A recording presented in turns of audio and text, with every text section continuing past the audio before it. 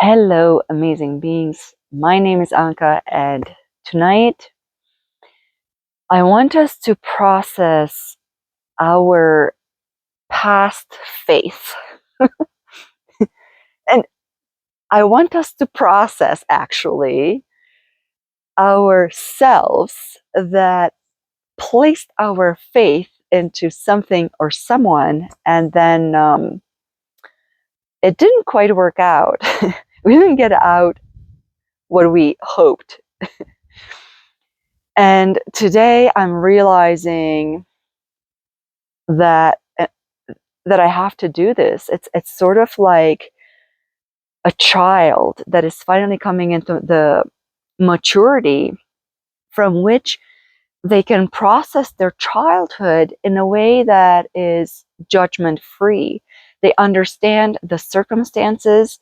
They understand that everything was perfect, and yet they still have to process the emotions from the child's perspective to let it go and honor that further. And tonight I'm realizing, after a whole day of this, because I thought it was a tantrum. So I started off angry, right? I woke up and I was angry. I was kind of actually pissed off. And it doesn't mean that it wasn't a good morning, because I can hold so many emotions. It was a great morning. I was pissed off. Anyway, I didn't give it any attention because I thought, oh, it's a tantrum. The stories were like, oh, wow, okay. I can't believe my mind just made that up. It was like really out there. The blame, um, this emotion of abandonment was kind of clear and so in my face. And I really thought it was a tantrum. So ignore, don't focus. As the day progresses, I'm realizing, oh my God, this is not a tantrum. This inner child of my spiritual old self needs to process. I've come into a faith. I've come into a spiritual maturity. So if you're not here with me to process this together, put a pin in it and shelf it. And when the day comes, know that this is a real thing. You are processing this because this faith, this trust, it is so familiar. It is so intimate, right? Like it's like family. So it's no different than having, and we don't have to even call it traumatic, or maybe it's a lowercase t, right? Childhood or anything like that. But so even abandonment, right? Okay, not that big of a deal, and yet it's here. So I have my shungite in one hand and my obsidian in the other, and I want to use this space from the now, from my mature or more mature self within faith, and knowing that everything was perfect. And I want to build up this, or allowing this story to surface, allowing to speak these things which now they were no longer true, but at that time, and actually I didn't even realize that they are not true. Now they're coming to such clarity, and they need to be acknowledged, and kind of create this picture and say, oh wow, this is quite the ridiculous story, but I hear you, I see you, I honor how you feel, and now I can let you go. And so allow yourself, give yourself permission to feel into this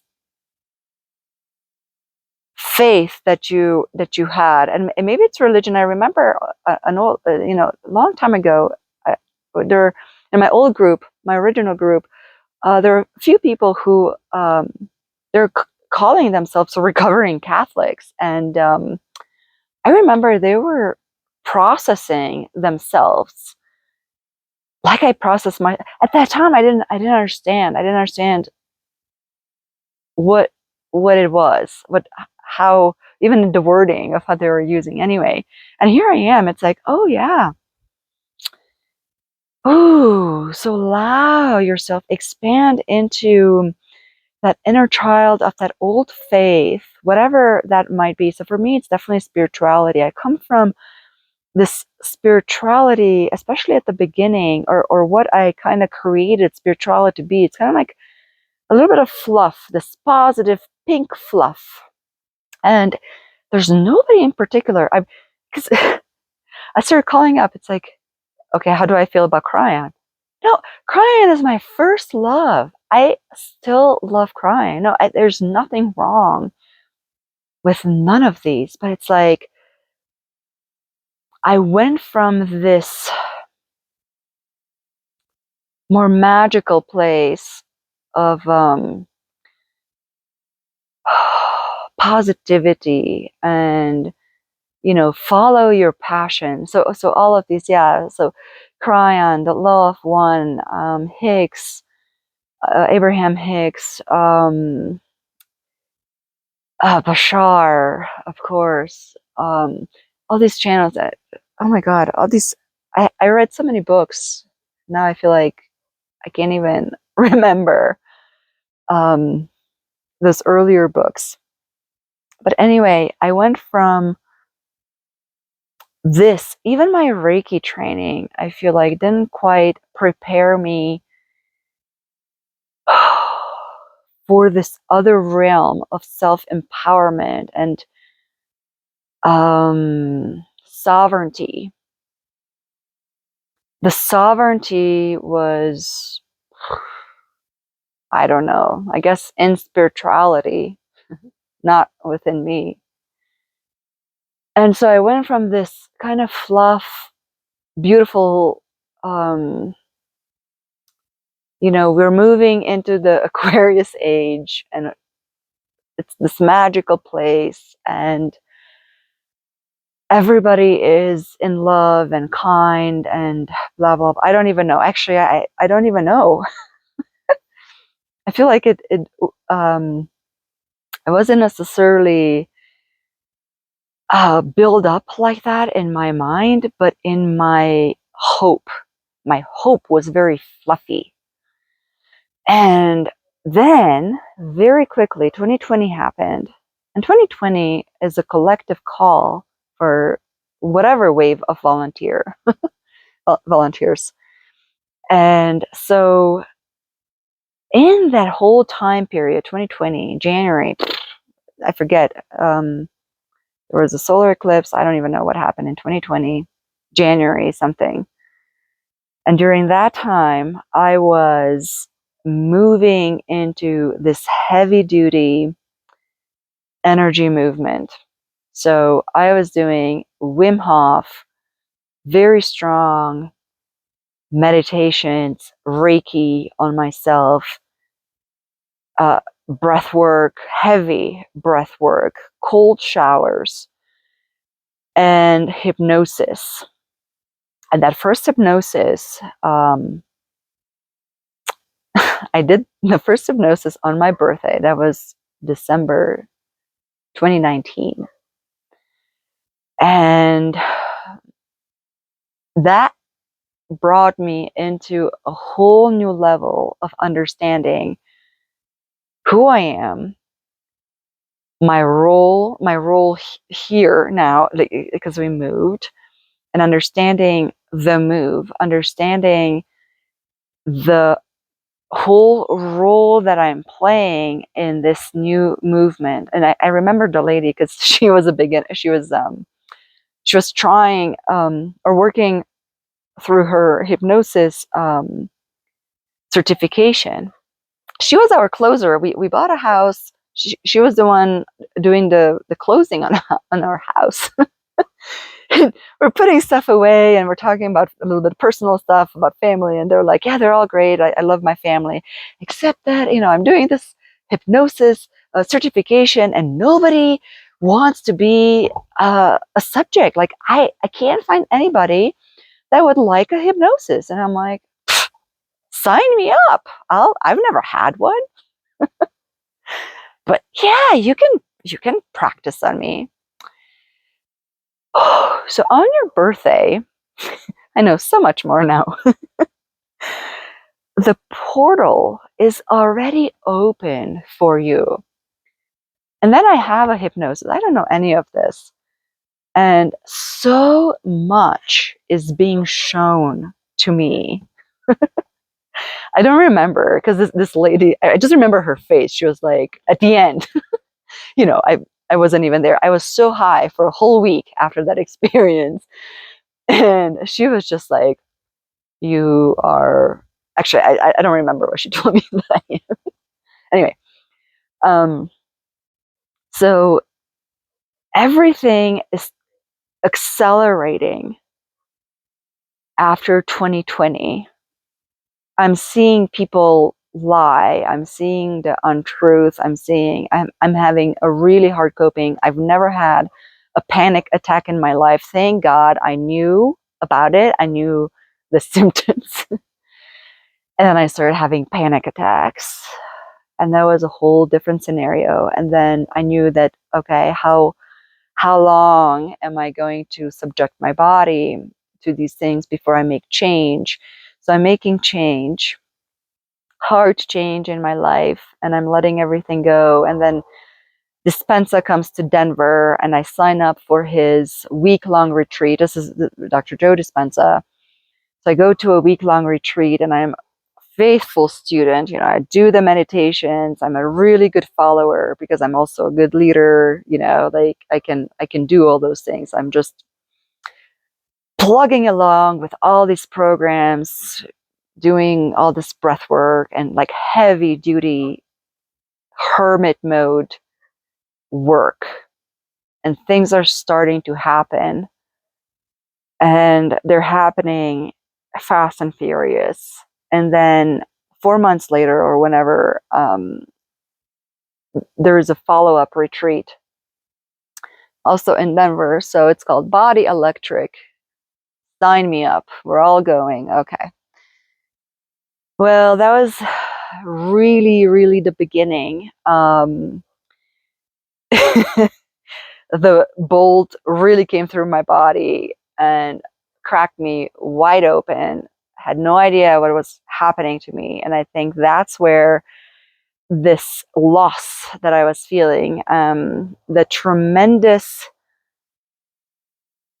acceleration that put me into a high expansion, but I had to do it alone because I felt like nobody understood what I was going through. And I was opening up, like, kind of like, guys, there's real stuff happening. Like, I'm literally losing my mind. Like, especially when time started to to loosen. And when time is like your basis, time is such a foundation. When all of a sudden you realize there's no time, you're losing that foundation. I was losing my mind. Like, I couldn't figure out where I am, probably within space and time. And then these highs, I mean, I would reach such high levels of high, like I was on drugs, on DMT. I don't know. I'm not into drugs. I don't know. But it's like I would go outside and it was like a leaf. I would find a leaf on a tree, these aspens, or the bark of aspens. And it was just like, oh my God, like I was, or maybe LSD. I don't know, it was just like orgasms of love everywhere. And then the wheel would turn and I would hit bottom, right? So it didn't start there. It would be going higher and then I would hit bottom of the same amplitude, but just reverse, right? And then with the next rotation, I would reach higher highs, and then with the next rotation, lower lows, until this time stuff started happening, and then I knew I was dying. it was like a knowing. That was my first ego death. And I lived with fear because it's like, okay, is this a premonition? If I get in the car, am I going to get a car accident? Am I dying? Like, do I have cancer? Like, or like, do I have a tumor in my brain? I probably have a tumor in my brain. It's like, but it was, I know I am dying, right? And I would speak. I would find whoever I could find. It's like, there's stuff. There's stuff happening, and I'm kind of losing it, and I don't know, I don't know if I'm schizophrenic. This is kind of like my biggest fear. Like, I'm tapping into something that's outside of my control. Anyway, there's nobody there to understand. Like, it was the response and the support was in this loving thing, and this celebration thing of, oh, you should be so happy that you. At that time, my nervous system was super overloaded by the amount of current I was pumping through the system. So I would flop like a fish. I mean, seriously, it was just like I would shake so bad every time, like through breath work, through whatever. And, people thought that, oh, that's great. I would wish I would shake like you. And it's like, no, your brains inside of your skull are shaking. How do you want to do? Why? Right? And I felt very abandoned. I couldn't find answers in the circle that I was in, and I didn't feel empowered to even. I would share just a little bit because some of the stuff was more and more intense and more bleak and dark. It's starting to get really dark, actually, and the highs were highs, but I would be so afraid of the highs, and because I knew that the lows would come, and the fear, and I was so open at that time. I couldn't even meditate anymore because my chakras, the stuff that was coming out of my chakras was intense. The dreams that I would have were intense. So it's like there was no relief. The daytime, I had no break in the daytime, and I would dread the night.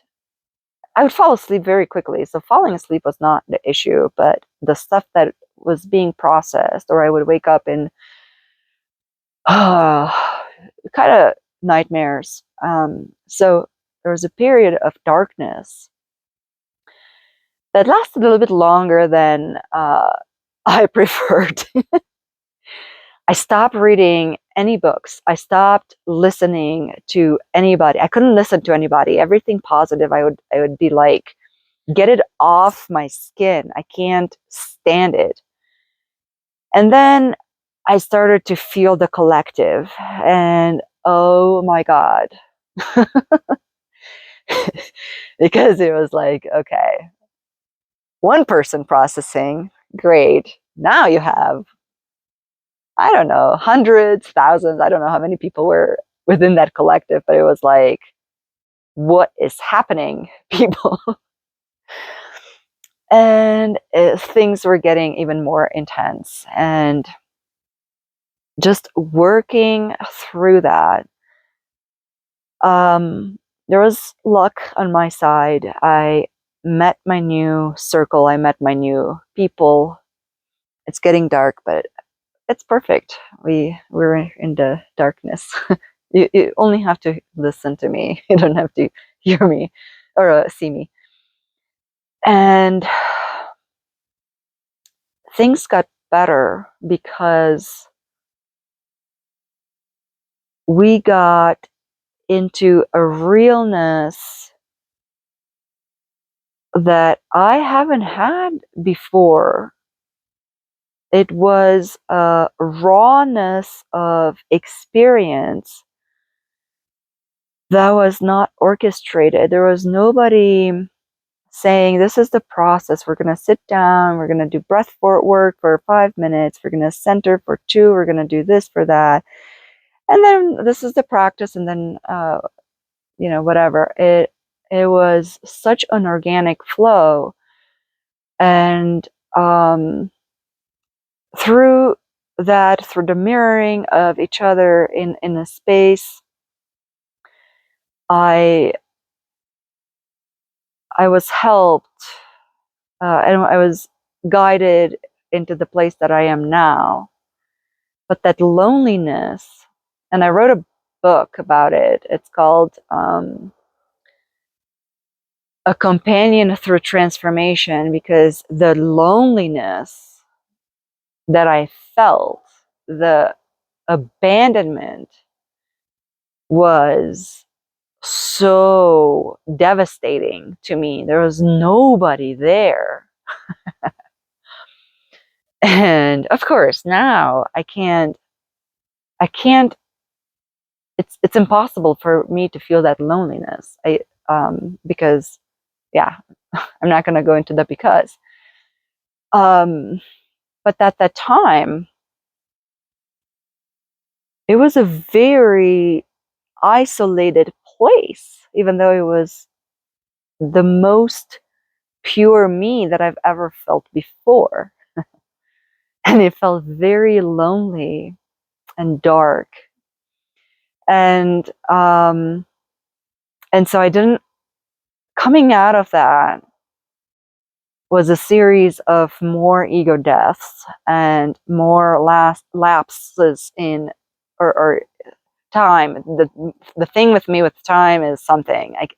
Time is shifting so much for me. And I remember the day, then it's like, it's coming all out. I'm going to write about it. Actually, so every chapter was like a spitting out of things, like I'm doing right now, actually. It's interesting. It's so interesting that I don't feel like writing. I feel like talking about it. Wow. But the day that I said, okay, I have to write this down, and I want this new me that is out of this abyss. I want this self to be with anybody and everybody who's going through this loneliness. I'm starting to cry soon because I remember that day. It was such a bizarre day. And my hand, I didn't know what to do. Things were happening in a very weird day. I went to grab the trash cans. The magpies were yelling at me. They were speaking to me. They were following me. I came in. The deer came. 5 minutes later, the turkeys came. We have wild turkey. And it was just, and I knew they're all talking to me. And I froze, like time stopped, and it was like, I don't know what you want from me. And my hands got super hot. And I went upstairs. It's like, this has to come out. Like, I don't know. I'm just going to write about it. I have no idea what I'm doing. I'm just writing. So I opened a Word document. I just started typing. And for the next days, and there was nothing like, it was like, it needs to get out. It just needs to get out. It needs to come out. Like I couldn't, when I tried to force myself, it's like, okay, I want to work on my book. There's nothing. I couldn't type. Because, I'm not a writer. And anyway, and yet I never finished the last chapter. I have one more chapter to write, and I have like the first paragraph, and I felt like, no, that's not it. That's not the last theme, but it's like, oh my God. Oh my God, here we are. Here we are. We have arrived at a place of a self of a faith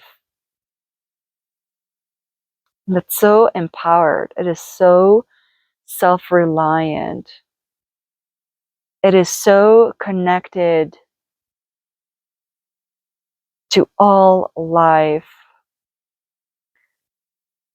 And I just want to honor and allow the flow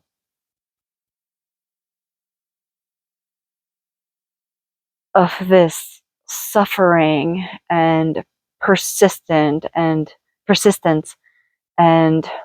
perseverance and willpower that we applied. I want to honor,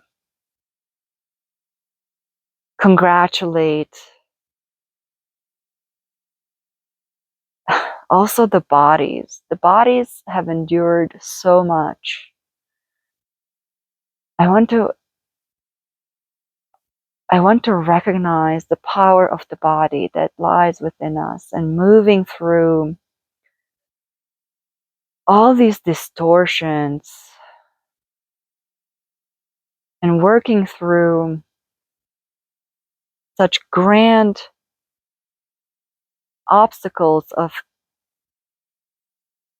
untruth. We have such a story, and within that honoring, I also want to declare that we no longer need to discover ourselves through that type of exploration. There are other ways of perceiving, there are other ways of discovering and having experiences like that through such veiling of or putting ourselves through such density is no longer needed. And as I speak these words again, how much more out of that second chakra? I feel my second chakra just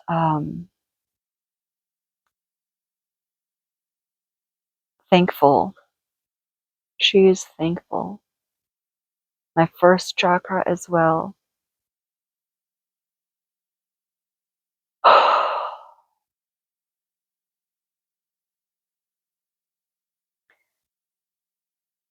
Breathe into the body. All our bodies, all our experiences, we slept so much. And now it's time to put all that down because we're in our strength. We're in our faith now. We are in our knowing, our home, at least for now. We will see at the next level, but right now is all well. So I'm leaving you here. I'm sending you my love, my recognition, my thank you. I honor you. Thank you so much. I'll see you later. Bye.